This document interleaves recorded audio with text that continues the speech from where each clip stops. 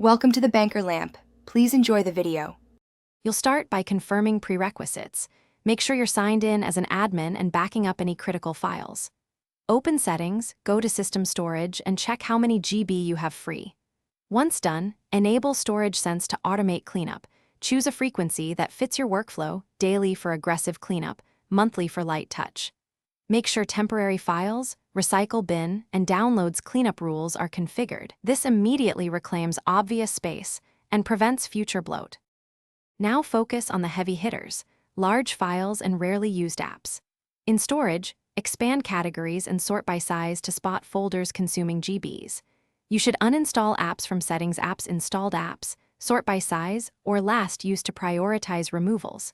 If photos, videos, or projects are essential, move them to an external HDD/SSD or enable OneDrive files on demand to keep placeholders locally. Once moved, verify space freed and empty recycle bin to finalize the change. Finish with advanced measures that reclaim hidden space. Run disk cleanup as admin, choose cleanup system files, and remove Windows Update cleanup and old drivers. If you need more, enable NTFS compression for seldom used folders, or move the page file and Hyper file to a secondary drive, but be careful, this affects performance.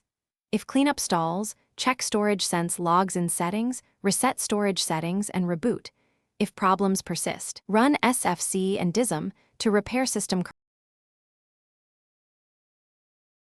Thanks for watching. If this was helpful, leave a like and consider subscribing. See you next time.